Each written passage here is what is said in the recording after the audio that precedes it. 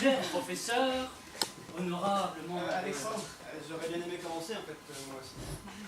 Bah, vas-y. Cher professeur. En fait, je t'arrête, ça me tenait aussi à cœur de commencer. On a qu'à se répartir les rôles, on fait chacun une salutation. Ouais, ça me semble un bon compromis.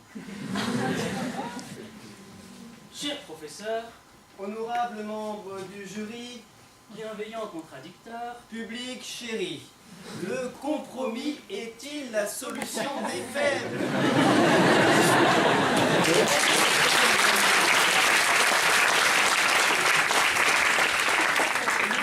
Vous venez déjà d'avoir un élément de réponse, puisque nous avons été contraints de faire un compromis pour commencer cette joute, car comme vous pouvez le voir à nos carrures respectives, ni l'un ni l'autre n'est réellement plus fort que l'autre. Oui, le compromis, c'est la solution des faibles. Il en aurait été différemment si j'avais la force suffisante pour pouvoir menacer Alexandre de lui casser la gueule à la sortie. Il m'aurait peut-être alors laissé commencer. mais pour répondre à la question posée, entendons-nous déjà sur ce qu'est un compromis. Un compromis, c'est un arrangement qui implique des concessions réciproques, des concessions mutuelles. Et à partir du moment où chacun dans cet arrangement a concédé quelque chose à l'autre, ce qui est le principe même du compromis. Cela signifie que chacun autour de la table a fait preuve de faiblesse. Car personne n'était assez fort pour imposer ses vues. S'il y a un fort, il n'y a pas de compromis. S'il y a des faibles, il n'y a que compromis. Car toute relative qu'elle soit, la faiblesse suppose une insuffisance, un manque de vigueur, d'intelligence, d'autorité. Et c'est ce manque, cette faiblesse, qui va contraindre à accepter le compromis. Dès lors, Et dès lors, défendre la thèse opposée nous paraît... compromis, Et pour des raisons évidentes, nous serons nous-mêmes sans... compromis. Pour les quelques sourcils froncés, nous allons illustrer cette idée à travers une petite mise en scène à but pédagogique. Imaginons des négociations internationales, terrain fertile en compromis. Dans une première situation, un pays faible faire face à un pays fort, au hasard, moi.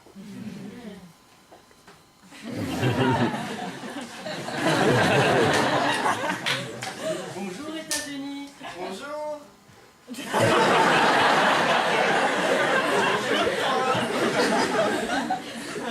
J'aimerais bien discuter avec toi. Oui, mais moi j'aimerais bien que tu signes cet accord, sinon la CIA montrera un coup d'état contre toi. Ah bon, d'accord, je signe.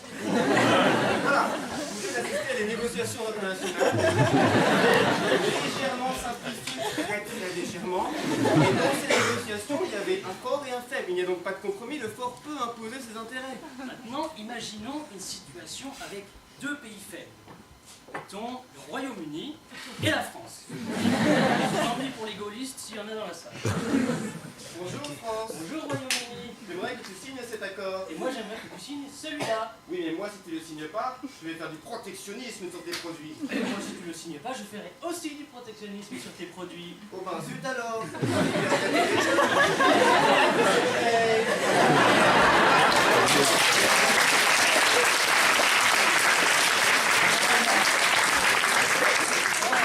Alors, signons un compromis.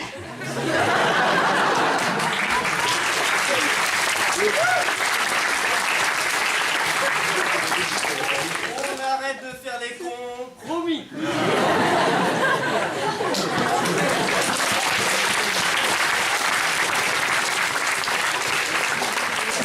Dans cette deuxième situation, les deux pays étaient interdépendants, donc faibles l'un par rapport à l'autre. Ils n'ont donc eu d'autre choix que le compromis. Le compromis, par essence, par principe, est la solution des faibles. D'ailleurs, on peut prendre la solution à l'envers. Qu'est-ce que la solution? Sinon, le compromis. En effet, on n'a pas d'autre solution. C'est pourquoi le compromis est la solution des faibles. Le fort, en revanche, a d'autres options. Détruire l'autre, par exemple. Tout compromis, qu'il soit politique, sociétal, spirituel, dénote une part de faiblesse. Prenons des exemples de la vie de tous les jours. La vie en couple, par exemple, implique un nombre de compromis impressionnant.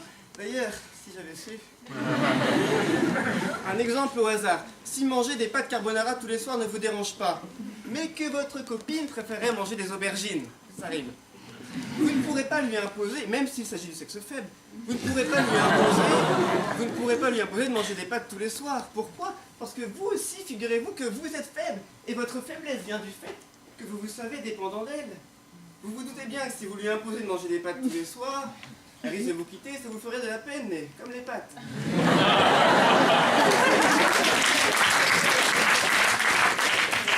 Elle non plus ne pourra pas vous obliger à manger les aubergines.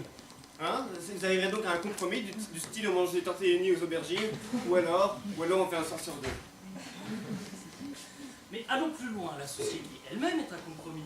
Prenez les théories du contrat social. Hobbes, Locke, Rousseau, vous les connaissez, ils sont tous d'accord sur le fait que les hommes s'organisent en société parce qu'ils ont besoin les uns des autres. Et cette société, il faut la prendre pour ce qu'elle est. Un aveu d'impuissance. D'ailleurs, Rousseau écrit dans ses amis, c'est la faiblesse qui rend l'homme sociable, patati patata, et si chacun d'eux n'avait nul besoin des autres, ils ne songent guère à s'unir à eux. Bref, qu'il soit bon, qu'il soit mauvais, le compromis est par définition la solution des faibles. Mais on ne saurait le regretter car nous sommes tous porteurs et témoins de la faiblesse humaine. Une vie sans compromis, théâtre du tout ou rien, instaurerait définitivement l'univers du conflit, insoluble et inhumain, entre le maître et l'esclave. Je vous remercie.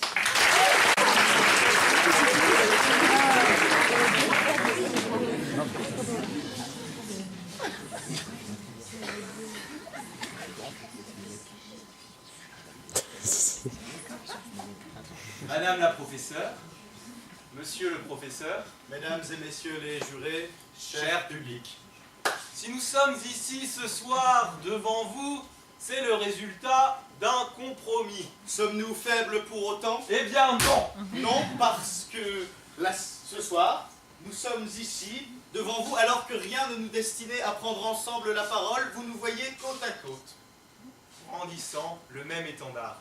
Il y a une chose qu'il nous faut vous préciser. mercredi dernier, lorsque la brillante, L'excellentissime équipe de l'EJO nous a attribué le sujet. Une seule réaction nous a traversé l'esprit.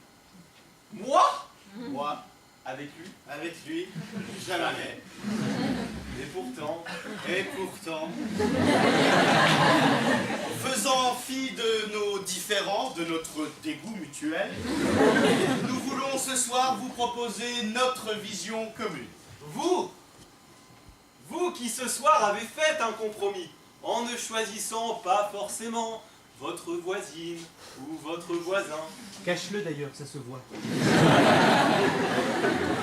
Vous, à qui était proposé une soirée romantique au Pège ou une baignade dans l'île, et qui avait fait le choix d'être ce soir parmi nous, et nous vous en remercions. Eh bien, vous, oui, même toi, vous n'avez pas eu la faiblesse de vous défiler. Vous avez eu la force de faire un compromis, et ce, sans vous compromettre. Car faire un compromis, ça n'est pas se compromettre. Compromettre, du latin compromettere, c'est attendez. Ah, c'est DSK. DSK qui, par un soir paisible d'hiver, en accueillant dans sa chambre d'hôtel une femme d'hôtel, de chambre, qui passait par là, s'est compromis. Il a cédé à ses plus bas instincts, à sa faiblesse. Le compromis, au contraire, c'est ce que nos amis britanniques appellent un gentleman agreement. C'est l'idée noble de la résistance de réunir communistes et gaullistes sous l'égide du Conseil national de la résistance, tous forts de vouloir redresser le pays, de rassembler les Françaises et les Français dans un compromis historique qui, aujourd'hui encore, est le fondement de notre société. Eh bien, ce compromis fut la force de la résistance. Car oui, chers amis, le compromis est la solution du fort. Le faible, quel que soit le sens qu'on lui donne. Intellectuellement, Un faible d'esprit. philosophiquement, Nous autres pauvres mortels, eh bien le faible n'a d'autre choix que de se soumettre, de ramper devant le fort. Par conséquent, l'idée même du compromis lui est étrangère. au contraire, belle sonnerie. Au contraire, C'est le privilège du fort que d'avoir cette carte en main, de l'utiliser ou non. Il pourrait, par facilité, rentrer dans la violence, jouer la carte de la contrainte, quitte à se perdre.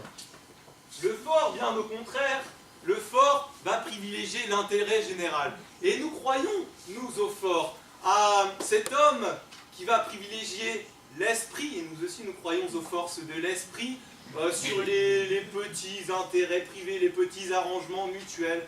Il va œuvrer au bien commun, il va tenter du moins, il va œuvrer à un idéal supérieur. Et vous, présents ce soir dans cette maison de l'intérêt général, maison créée sur les ruines fumantes d'une guerre fratricide, expression de la force inconsidérée, de l'aveuglement le plus bestial qui soit, eh bien vous saisissez l'intérêt de surmonter les simples passions humaines. Un seul exemple. Il y a maintenant 2 semaines, vous avez pu voir François Hollande et Angela Merkel. Mais si, François Hollande, vous connaissez le gros monsieur à la cravate toujours de travers, et Angela Merkel à la mine toujours joviale. Que célébrait-il? Il célébrait les 50 ans du traité de l'Élysée. Ce traité qui portait toute la force du compromis entre 2 nations ennemies, entre 2 frères héréditaires. De Gaulle, avec la France, aurait pu écraser l'Allemagne. Il lui a tendu la main. S'est-il senti faible? Eh bien non, il s'est senti fort, et avec lui, la France. Ce traité portait toute la force du pardon. Il écrasait du talon toute la faiblesse, la rancune de 2 peuples esselés. De Gaulle a opté avec sa grandeur pour le compromis. Effectivement, nous vous l'accordons. Pendant des millénaires, c'est la force qui prévalait. Et puis, la civilisation a germé. Avant, effectivement, on sortait son bourdin au moindre pépin. Un trouble de voisinage, on sortait la fourche. Une querelle de couple, et c'était la fessée. Aujourd'hui, on préfère privilégier le dialogue, les arbitrages avant tout. Ouais. Cette solution, on la retrouve dans la cellule familiale. Imaginez un couple normal. François et Valérie. Ils sont assis dans leur salon, sur leur canapé Cuir Center en pure croûte de vachette. À la télévision, la météo de Catherine Laborde vient de se terminer et là, un choix cornélien se pose. Qu'allons-nous regarder à la télévision ce soir? François de proposer « Mais je veux regarder le foot, moi !»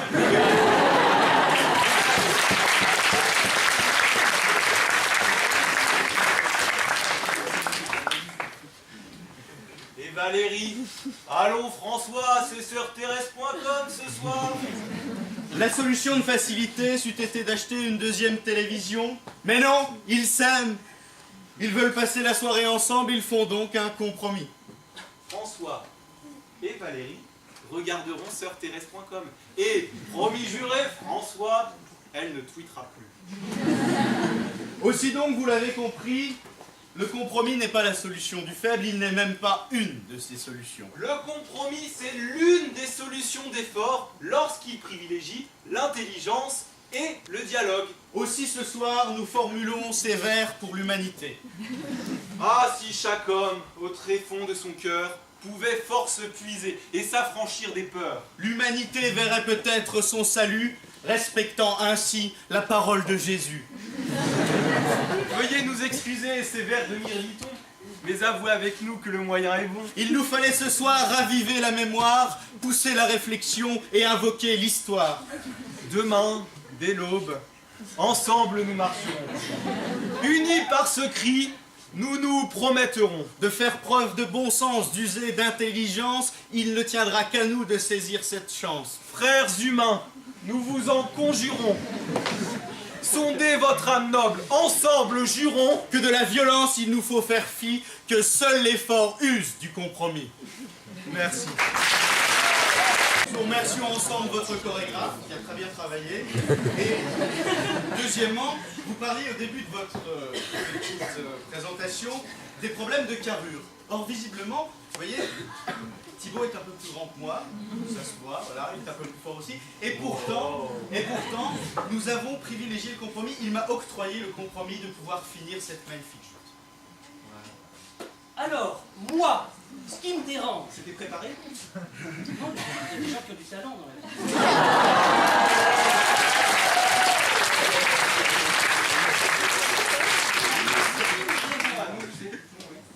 Ce qui me dérange... Bon, déjà, vous vous moquez de la forme. Mais bon, comme disait l'autre, la forme, c'est le fond qui remonte à la surface. Vous, il n'y avait pas beaucoup de marge. C'est méchant là, je prends le public à témoin, c'est assez petit. Hein. Non, c'est déjà bien. Est-ce qu'on pourrait revenir au fond du débat? Est-ce qu'on pourrait revenir au fond du débat je vous en prie, posez votre question, on l'attend depuis ça fait 1 minute. Écoute-moi. Réponds déjà à la question. Vous n'avez pas écouté notre argument qui repose sur l'immanence de la faiblesse humaine. Car si vous avez fait un compromis, c'est ce qu'on regarde. Vous avez fait un compromis parce que vous aviez besoin l'un de l'autre. N'importe quel fort a besoin du faible. Vous insinuez par exemple, Il Il n'y a pas eu de compromis ici. vous voyez votre argument et vous nous faisait réagir. Vous insinuez par exemple que M. Veil, en venant ici, avait besoin de nous. Était faible même. Il Pire. était faible. Un professeur de ce niveau faible. Monsieur Veil faible.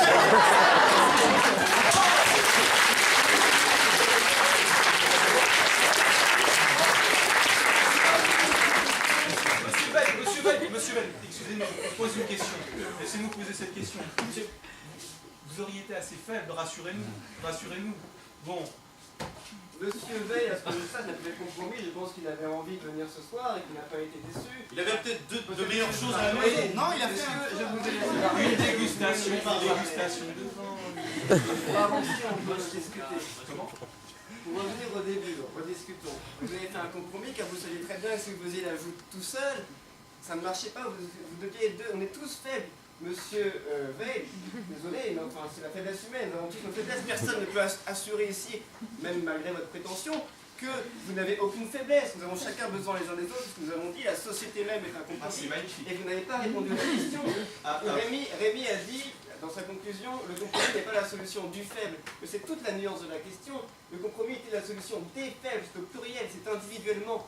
C'est des faibles individuellement qui se mettent ensemble. Le compromis peut être une force, on est tout à fait d'accord avec ce que vous avez dit sur le traité de l'Élysée, sur la résistance. Mais c'est parce qu'individuellement, un résistant ne peut rien faire, il s'associe, il fait un compromis pour devenir fort. Mais à la base, à l'origine, ce qui motive le compromis, c'est la faiblesse. Nous sommes contents de voir que vous savez lire et que vous faites la différence entre dur et faible. Le sujet, c'est le compromis. Je crois d'ailleurs qu'on en a parlé. Essayez d'argumenter avec des exemples. Ça fait pas débat, c'est la solution des faibles. Excusez-moi, j'ai pas de... C'est pas la peine de nous assurer d'exemple. On connaît DSK, homme puissant s'il en fut. Oui, alors écoutez, le compromis, c'est bien beau. Et d'ailleurs, j'ai entendu cette litanie de M. Moulonguet, qui d'ailleurs a dû la préparer fort longtemps, parce qu'elle était fort belle. Mais le compromis, On François. va faire une différente version, tu n'as pas compris, éventuellement. Pourquoi pas? T'as pas de problème. Comment? Non, c'est bon, ça va compris. Et aider seulement, je crois qu'il faut quand même qu'on se mette d'accord sur un point, juste sur un point. Quand vous parliez des États-Unis, en vous faisant un exemple de la diplomatie américaine, en disant que ce pays qui devait être le Bhoutan, non, c'était non, C'était l'état archipélagique de... Mais la Micronésie, Ah, mais imaginons la Micronésie. Voilà. Vous prenez la Micronésie, prenons les États-Unis, prenons la Micronésie. Nous sommes un pays fort, un pays faible. un pays fort. Nous aurions pu prendre le Zimbabwe, cher monsieur Veil, mais nous avons opté pour un autre. Imaginons, prenons un contexte. La guerre en Irak. La guerre en Irak, par exemple. Tout à fait. C'est exactement ce que vous Les États-Unis, pourtant si forts, ont quand même, vous le disiez peut-être, Quand même besoin, c'est ça qu'on Allez, veut dire. écoutez-nous, oui. Merci.